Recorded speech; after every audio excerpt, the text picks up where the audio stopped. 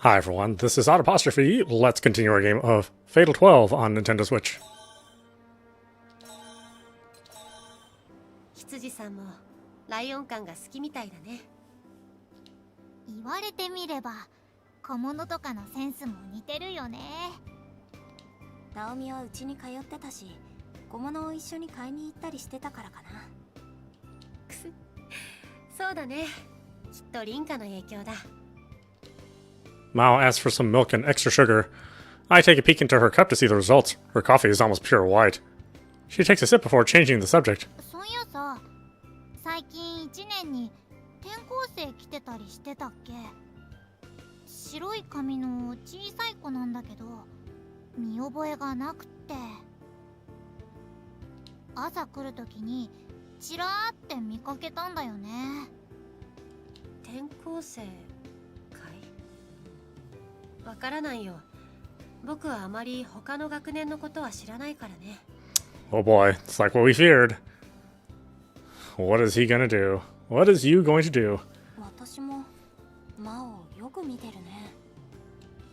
いや、あの子は一回見れば覚えてるはずだよ。リータンに負けず劣らず尖ってたからね。高一にしてはちょっと幼い感じだけど、ボーイッシュな顔つきで可愛い感じ。あれはバレンタインにチョコもらいまくりですな。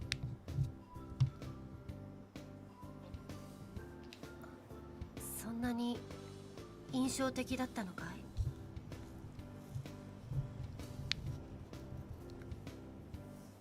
そうだね。ナオリンのとこに遊び行くとき、どのクラスの子か聞いてみよっか。まさか。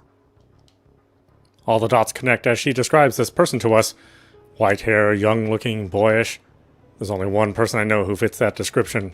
でも考えすぎかな。制服を着てたんでしょ？そう。だから1年生の子って分かったんだけど。お、帰ってきたみたいだよ。 A few girls make their way through the entrance holding large plastic bags. Naomi is nowhere to be seen, though. Mao heads to the back to ask again. なんか、ナオリン知り合いがいるかもって挨拶しに行ったんだって。しかも、今話した1年の子みたいなんだけど、挨拶って何があったのかな？嘘。I shout my thoughts for all to hear. I'm not overthinking things. I can't figure out why, but I just know. ごめん。どっかで待ってて。リータン？ I make eye contact with Miharu. Looks like we're on the same page. I rush out of the classroom, leaving Miharu to deal with Mao. He's here. You's come to my school. I make my way out of the hallway, which is as lively as ever. There's even more people than before, which leads to an even bigger line to get into the classroom. ナオミは？ I don't see them anywhere. You should stand out regardless of how many people there are, so they must not be on this floor. Immediately after that, something I could never expect unfolds. A thunderous roar bursts down the hallway. The whole building shakes. It's a bit too short, too weak to be an earthquake, though.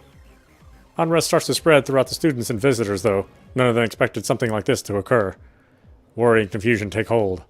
A sharp headache follows soon after. It's similar to the one I experienced when I first met you in person.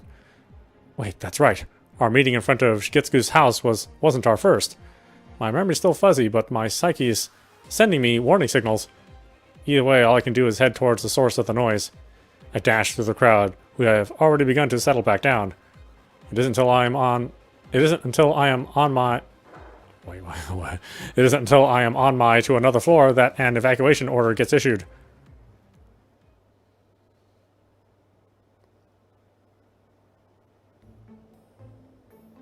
Naomi finds herself in pursuit of a young boy. She doesn't know his name, but the look on his eyes was familiar. While the class leader has to make sure everything runs smoothly, she decides to go with some friends who stock up and ensure they don't miss anything, as well as to take charge in the off chance that what they need is sold out. As expected, they couldn't find the exact same things they needed, but she was able to pick out suitable replacements. Fortunately, she expected that things might be hectic on their first day. She did everything she could to make sure things would go well, but it's rare for that to happen when doing such things for the first time. Curious about how things are going, they make their way back to the school. Everything is fine until Naomi notices a boy with white hair amongst the students, and he's wearing an amateur uniform. The most striking thing about him is that he would be easy to mistake for a regular student thanks to his gender-neutral appearance. However, Naomi's aware of his true nature. He's a participant in divine selection. He could very well be Rinka's enemy. He looks all around as he explores the school. Naomi can only surmise that he is searching for someone, most likely Rinka. At first, she considers getting in touch with Rinka, who's probably still at school, but her phone's battery has died. Out of all the things to forget, it had to be charging her phone. Nobody has already convinced herself to take charge of the situation. She makes up an excuse for her friends and then begins to tail him.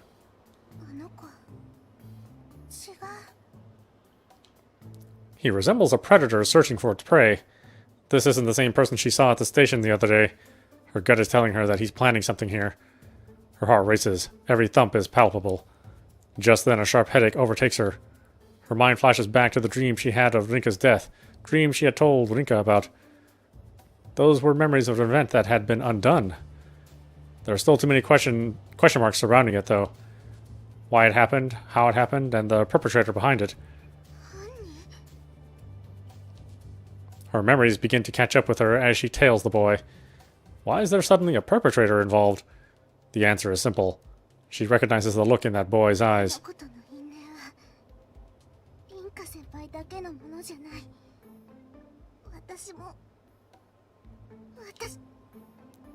The worse her headache gets, the more she comes to realize that her dreams are in fact reality. He makes his way to a less crowded area, despite seeming to be in search of someone.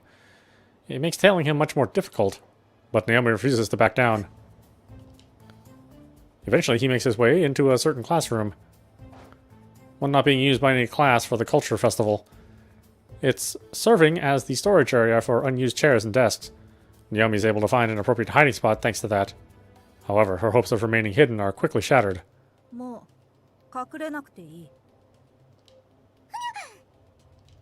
She can't stifle her surprise at being called out, too. Her exclamation may be silly, but she is aware that there is no time to be embarrassed over such a minor thing. While she is unsure what to say, he opts to carry the conversation forward.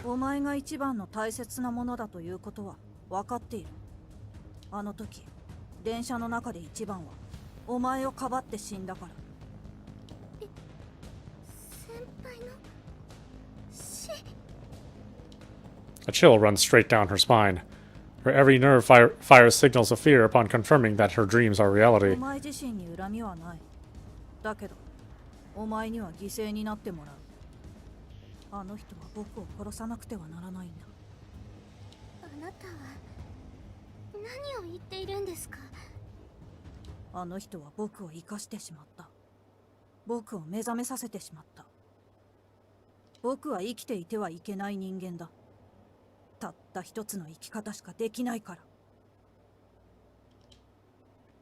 A light flashes through the room before Naomi can process what the boy means.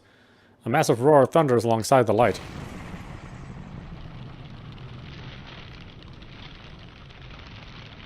The windows in the classroom crack under the atmospheric pressure of the blast, and Naomi is blown away without even a moment to scream.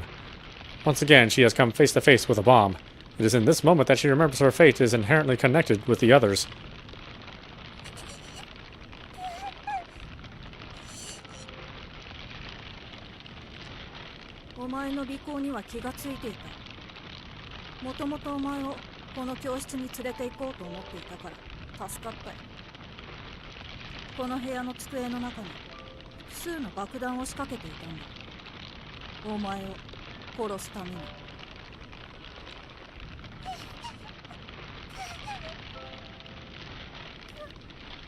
Being in such close contact with the explosion has marred her entire body with third-degree burns, and worse. She has gotten pierced by several pieces of shrapnel that formed from the blast.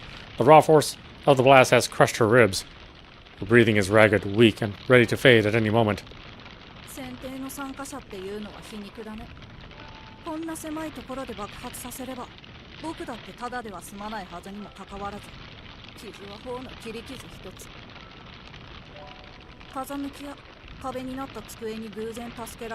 守られている。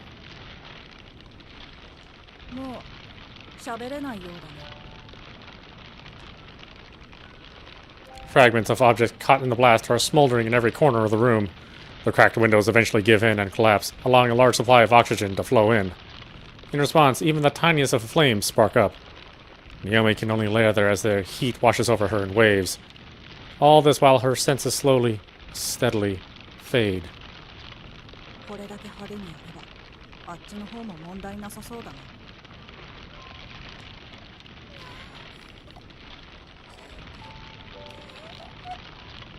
Oh, Naomi.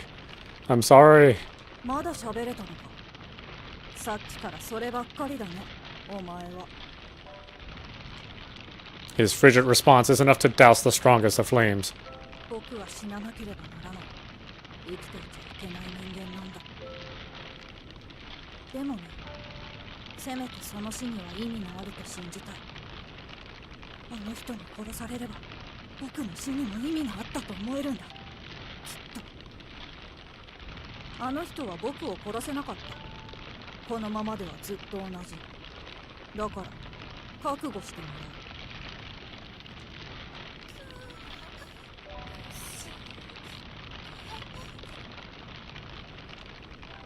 しつこいな。もう間もなく死ぬだろうけれど、余計なことを話されると厄介かもしれない。人思いで殺してあげるよ。 The boy approaches and clasps his hands around Naomi's thin neck. Not an ounce of hesitation or worry in his voice. And yet...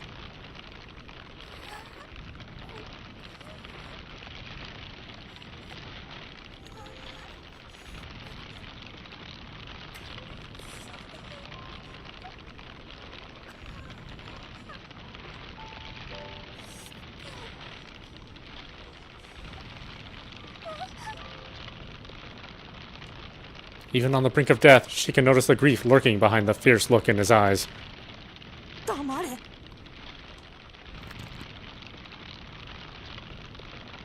He crushes her throat before breaking her neck.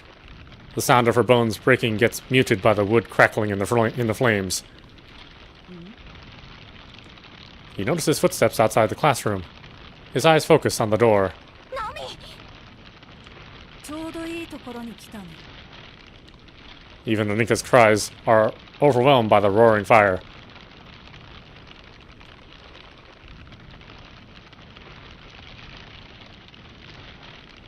The fire alarm rings through the PA system, warning both the students and visitors of the situation at hand.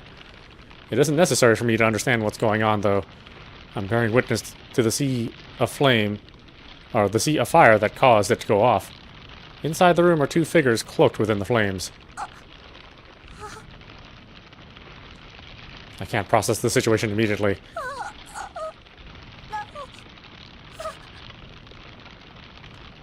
The smoke bellowing from the room burns my throat as I struggle to speak.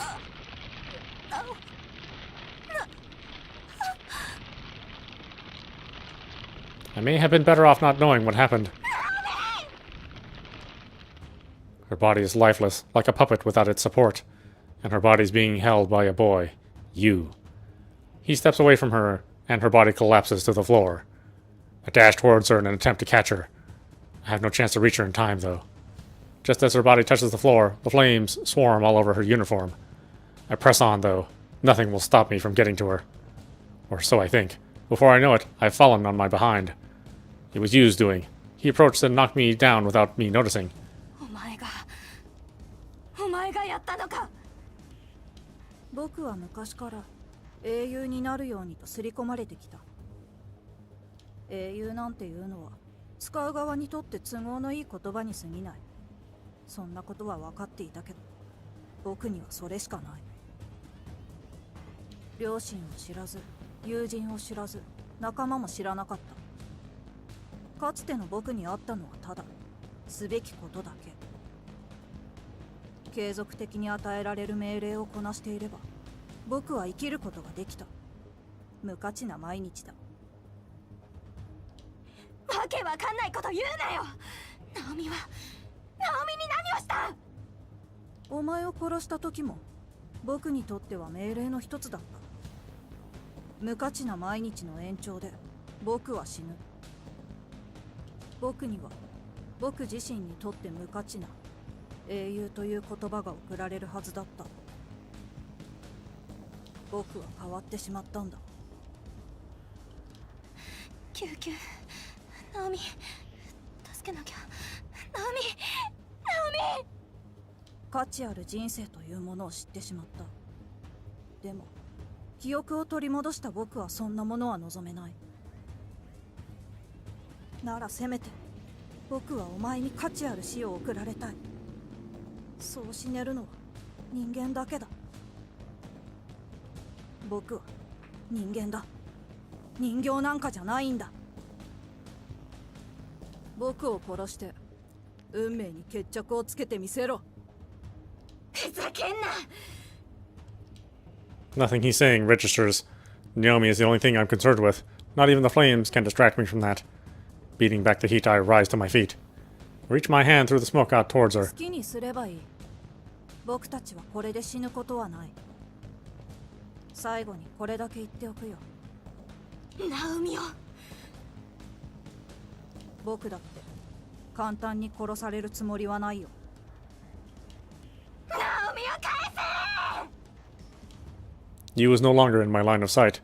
I don't care about that, though. There's only one thing on my mind. One thing I understand the moment I make contact with her lifeless body. It is too late to save her.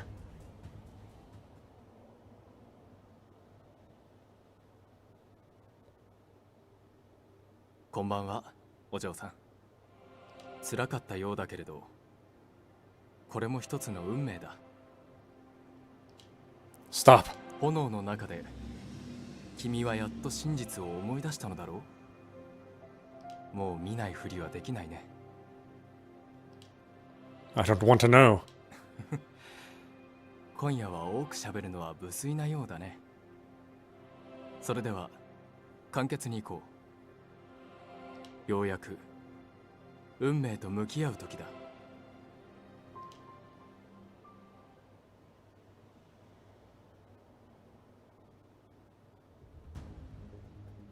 I notice the bomb inside the bag. The specifics are beyond me, but it's comprised of a tube and a bag. The events come back to me in slow motion. Sparks fly from it, causing the liquid inside the bag to spark. An explosion follows, swallowing the train in flames. I remember exactly who was responsible. 僕は英雄になるんだ。 This was before I had my card book, so I shouldn't have understood what he was saying. But I understand now, though I'm not sure why. The explosion sent him flying first. The salaryman beside him followed almost instantly. The train was full due to everyone making their way home from work, so this was likely the ideal time to cause the most damage.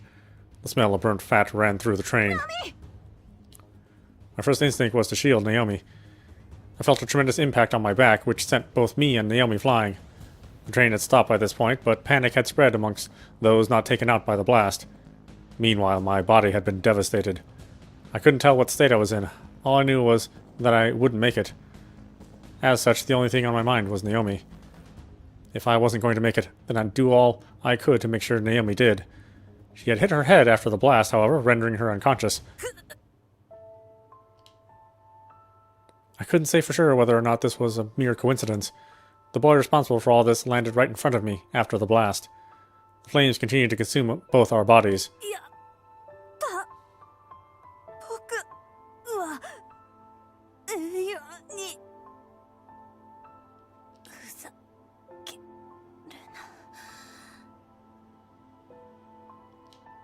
な。 I'm not sure if we actually exchanged words then. It may just be something I made up as a coping mechanism. お前は英雄なんかにはなれない。人間ですらない。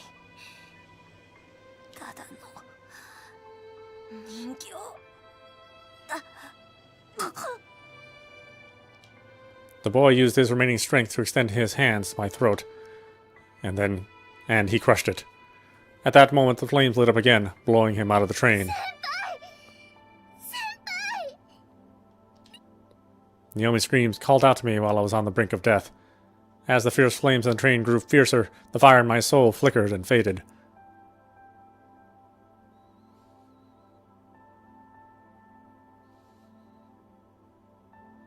Those were the memories I had forgotten.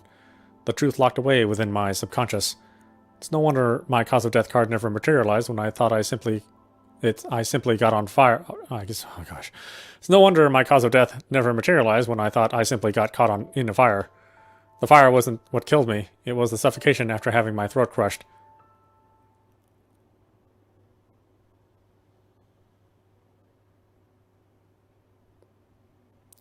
I hear the sound of rain outside as I wake up. Looking out the window, I notice how dark it is, despite the time. Small droplets of rain pour endlessly from the sky. It's the beginning of the rainy season. Lette, who dislikes the rain, is curled up in a corner of the room. I struggle to remember exactly what happened between now and yesterday. Apparently, Mihara rescued me from the flames after I fell unconscious. How I got home is a mystery, but it looks like I didn't bother to change or even crawl into bed. When I woke up, I was on the floor. Yesterday's events were no dream either.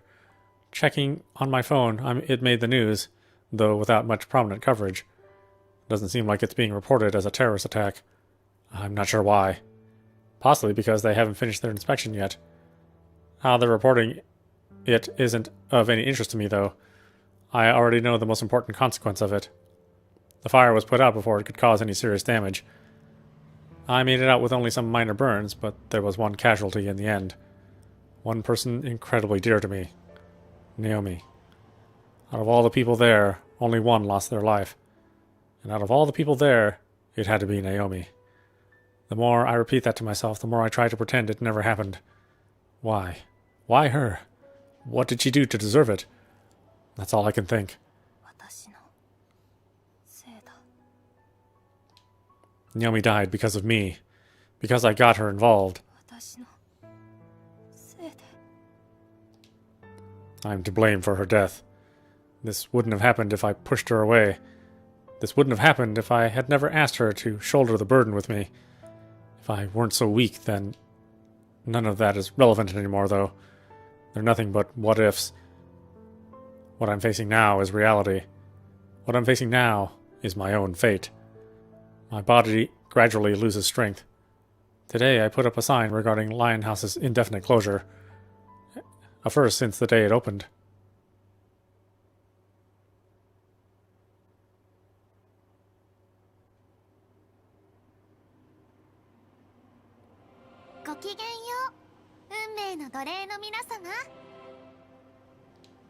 Just hearing Parsha's voice annoys me.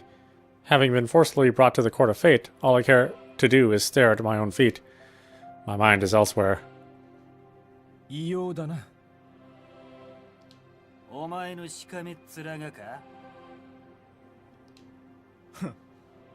なんだってめえその反応。あら、威勢がよろしいですわね。もしかして今宵はあなた様が。虚勢だろう。おいおい、いい加減あんたたちだけの空気にするのはよしてくれよ。そろそろ俺も混ぜてくれよ。No, we haven't seen him before. ちなみに俺も12番のお兄さんに1票だ。職業柄人の嘘には敏感でね。探偵か何かか。さあね、それは内緒さ。俺が不利になっちゃうのはお断り。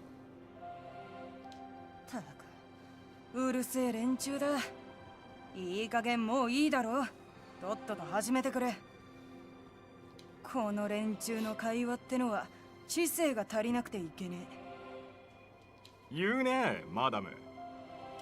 メルシー僕とでも答えておこうかい。ま、そこはセンキューの方がいいかな。お好きな方でどうぞ。かか、食えねえやつだが、歯ごたえは良さそうだ。Shut up. Just shut up already. I don't give a crap about any of this. 君は Not even Miharu's voice can make me care. Nothing she says reaches me. 賑やかなのは結構ですけれども、終わりがなさそうですわね。この辺りで始めますわよ、皆様。それでは今宵も女神の選定を始めますわ。回りなさい、運命の大時計。The clock begins its usual procedure, confirming each participant's intention for the night. I ignore it completely. おやおやおや The clock finishes its revolution. 6度目の選定にしてついに脱落者ゼロですわね。皆様が検討なさっている証拠なのでしょうか。はははかもしれないね。それでは今宵の脱落者はなし。これをもって選定を終了といたしましょう。 Divine selection continues, regardless of my emotionless state. I'm dragged back to reality from the dream world, in spite of my desire to never wake up.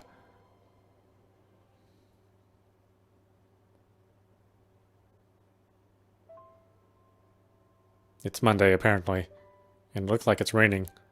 School, who cares? Not like I have to go. We've got the day off. As if I care about that. I see Naomi's smile in my mind's eye. Memories of the coffee we made together here come back to me, as does the sweet taste of the cookies she would bring. I ruined all of that. Smothering myself with my blanket is my way of escaping reality. I hear someone ringing the door buzzer, but I ignore it. The same goes for my phone. Any movement at all requires more effort than I want to give. I don't care about anything anymore. Divine selection might as well be over for me. I'll just wait for someone to eliminate me, whether it be this week or next. Miharu won't do it, even if I ask her, though. But maybe Alan would. リーター A familiar voice rises from the sounds of pouring rain. They must be shouting pretty loud for me to hear them up here. But I don't care. I close my heart off once more. ちゃんとお別れしなきゃダメだよ。 I somehow drag myself over to and open the window, a choice that keeps me from attaining true scum status.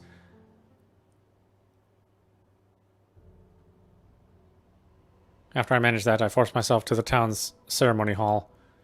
I'm not quite sure how to approach Naomi's family, but I do manage to at least give them my condolences. Now that I'm here, I realize there's a part of me that can act somewhat naturally despite everything.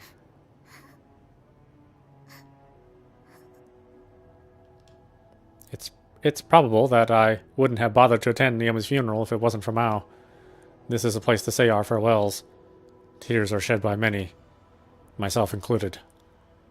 It's an odd experience. I almost feel like there are two sides of me. One side is distraught, and the other feels nothing at all.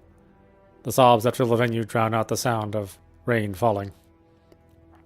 A lot of amateur students are here, Naomi's classmates, I'd wager. The role she took on for the Culture Festival must have played a big part since she enrolled a mere 2 months ago. In that time, she touched everyone with her sincerity. And yet, at the very same Culture Festival is where she lost her life. I'm not even sure if I have the right to cry. She never would have died had I not gotten involved in Divine Selection. She never would have died had I not brought her to Linehouse to help her with the Culture Festival. She never would have died had I not spoken to her that day at the library. She wouldn't have died. She wouldn't have died. She wouldn't have died. I should have been the one to die. I'll never be able to get over this regret. I have nowhere to vent my despair. Sad doesn't begin to describe the situation, not when someone like her dies so young. There's no doubt that everyone here wishes this were all a bad dream. I'm sure none of us have come to terms with reality, that Naomi is no longer a part of our lives. Even I haven't accepted it, despite being a witness to the event itself. Why did things turn out this way? If this is all due to fate, then there is nothing I despise more. Naomi. Before I realize it, my two disparate sides merge back into one. I am unable to hold back any longer. I weep openly in public. ナオリンこんなにみんな悲しんでる。うちも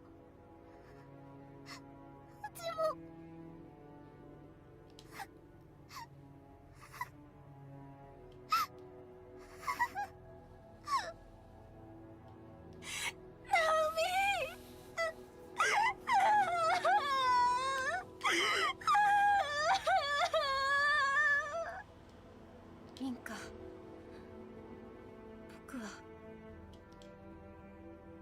Naomi's funeral ends in the blink of an eye. Lacking the will to eat, I dive right back into bed when I get home.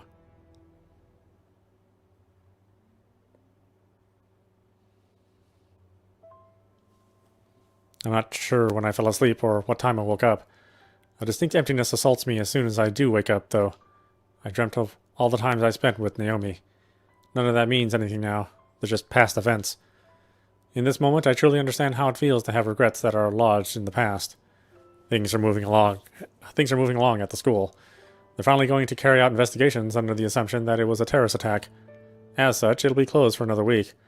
That's perfect for me, considering it takes all my energy just to get out of bed. Under normal circumstances, I would have relied on my gran here, but it just so happens that the person she's taking care of collapsed on Saturday night. She's busy helping them. 一人で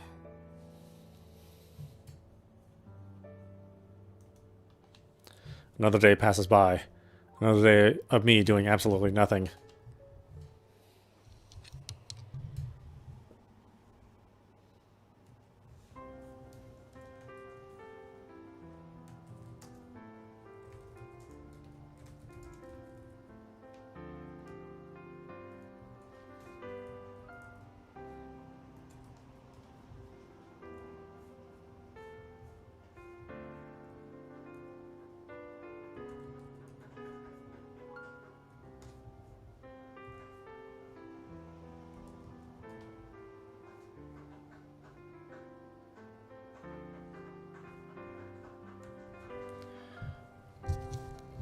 Oops, sorry about that.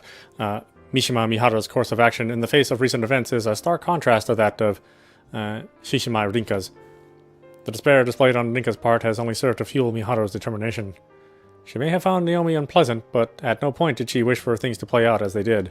僕にできることをするさ While the high school portion of Amichan may be closed, the middle school and university campuses are operating like normal. This allows Miharu the use of the library. Right now, her priority is to put everything into perspective. In this regard, numeral 4 is of the utmost priority. Miharu is aware of his real name, Yu. She overheard Rinka muttering it to herself before. She's also aware that he is the one responsible for Naomi's death, having planted bombs in that classroom. For whatever reason, he seemed desperate for Rinka to kill him, too. この状況がどうなっているのかよくわからないよ羊さんの死からこっちさすがの僕も頭が働いていなかったからね Today is the first day she truly begins to take divine selection seriously. 残念ながら僕だけでは凛花の笑顔を取り戻せない Miharu has no grasp whatsoever on Yu's background. Even so, she makes the decision to perform as much research as possible. Her claim that she would give her life for Rinka is no lie. She has no intention of it ever becoming a lie. If she has ever been so sure about anything in her life, it is that. Should her actions fail to protect Rinka's smile, there's no point in taking them. 大事なことを見落としていたよくすそれに気づかせてくれたのだから必ず君にもお礼を言わないといけないね羊さん Miharu has very few cards pertaining to participants other than Rinka in her possession. While she may possess a keen intellect, she is but a mere high school student. Without a reliable source, all she can do is rely on newspapers, books, and the internet. Numeral 4, name, Yu. Numeral 9, regret. This is the man who spoke for the first time during the 6th election. Numeral 12, name, Alan. And finally, numeral 12, cause of death. This is all the information she has pertaining to participants other than Rinka and herself. While she does have an idea regarding numeral 11's regret, she has been unable to obtain a card out of it thus far. If the remaining participants, remaining participants, Alan seems the ideal target, considering he's already eliminated 3 others. The only issue is that his regret remains a mystery to her, plus the fact that she's yet to meet him face to face. That said, researching him is easier than the others, comparatively, due to his celebrity status. He's been featured in several magazine interviews and TV shows. Apparently he's from an area in southern India where English is the primary language. In that case, all she has to do is look up and translate any words or phrases she doesn't understand. ユウのことは気になるけどまだ情報がなさすぎる Having found her priorities, Miharu begins her research. Determined as she may be, she cannot afford to lose sight of the bigger picture. And thus begins Miharu's quest for information.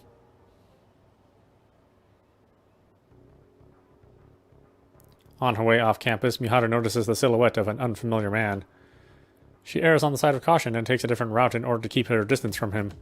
やあやあ元気かい He opts to call out to her anyway. Miharu doesn't respond. Instead, she allows him to approach while staying on guard. As she does so, she finally recognizes him. It's numeral 9. 怖がっているわけじゃなさそうだそうだな動揺していないアピールでもしてるって感じかなどちらでも構わないよ。僕の名前から場所を特定はできないはずだ。Hebinata Miharu doesn't exist technically. You may be able to link the name to Mishima Miharu when looking through Amich's records, but it's no simple task.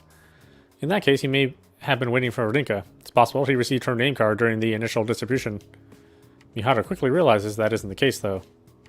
It was numeral 8 who received that card, and she has already been eliminated. She was eliminated by Alan, so numeral 9 being in possession of the card would make little sense. This leads Miharu to another conclusion. もしかして君は僕の未練を持っているのではないかい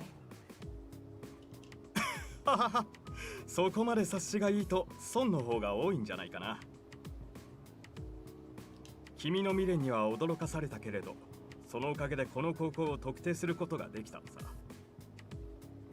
とはいえ今はその凛花獅子舞とは仲違いしているようだけど選定初期に君たちが知り合いだということは分かっていたからねこのアメ茶女子高校に在籍している生徒を調べさせてもらったミハル・ヘビナタという生徒はいなかったけれどミハルという生徒がいた顔を見れば一発でわかるさ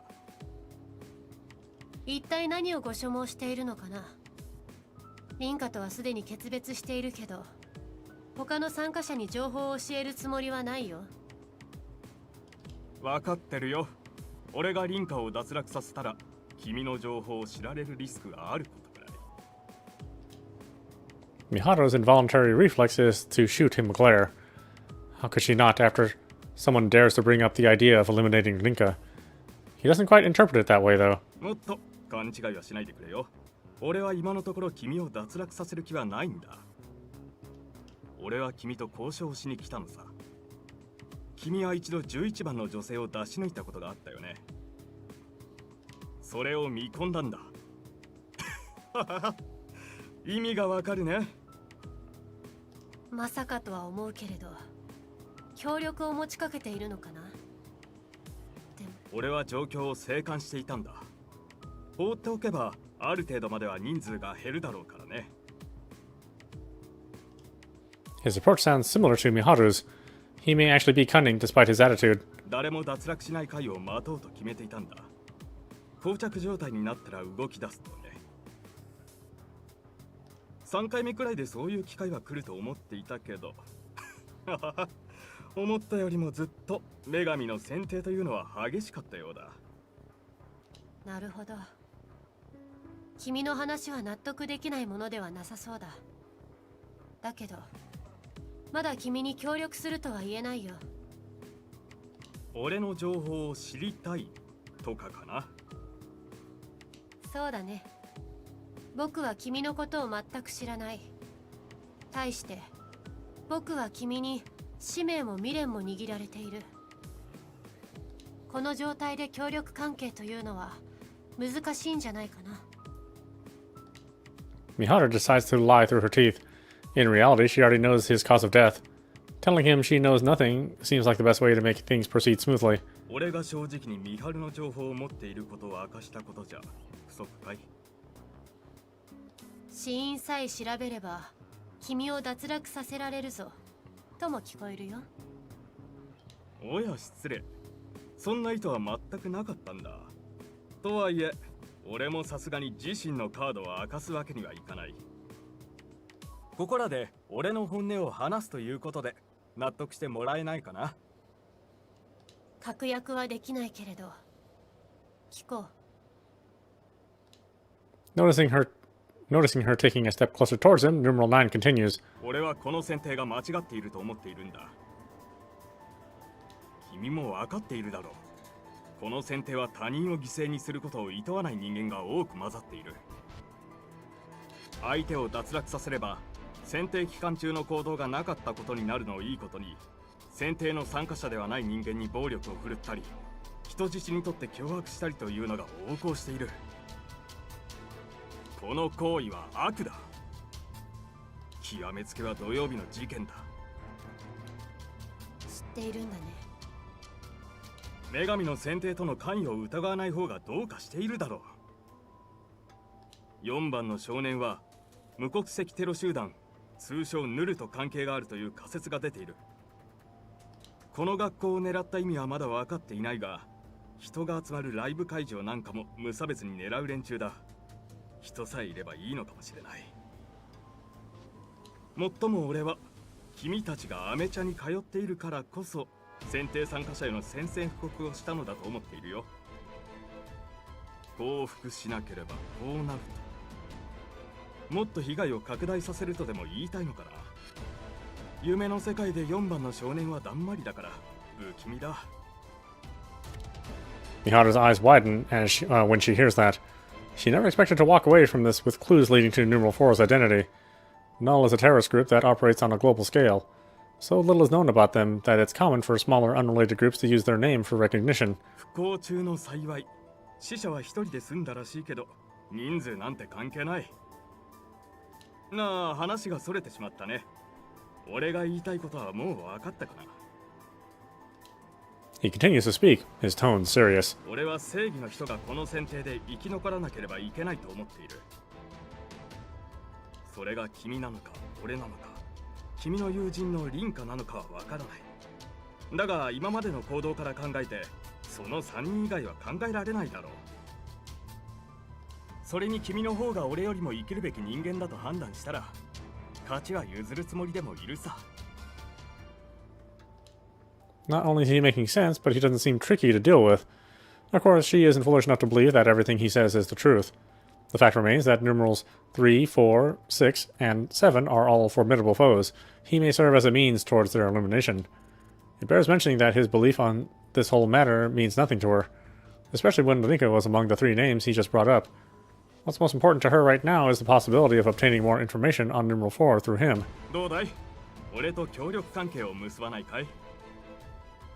君を全て信用したわけではないけれど、僕にとって悪くはないかもしれないね。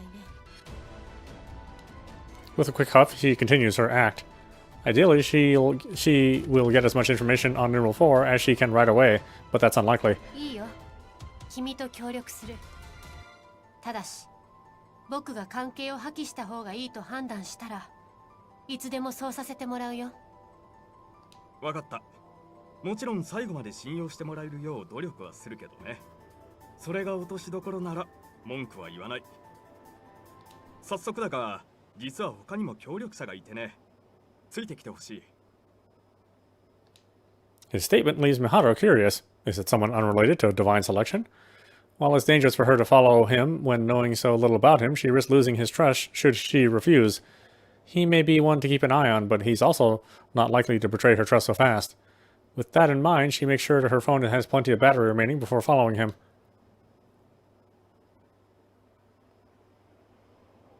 Eventually, they reach a bar in Shinjuku's Kabukicho district named Milk Crown.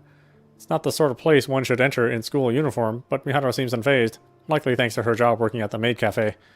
Miharu figures he will not betray her right away, but she quickly realizes how wrong that assumption is. てめえ、他の仲間を連れてくるとは言っていたが、なかなかふざけてるじゃねえか。おい、こいつ違いねえよな。And why don't we stop it there? This is Audapostrophe. You've been watching Fatal 12 on Nintendo Switch. Anyway, I hope you enjoyed watching. I will see you at the next stream.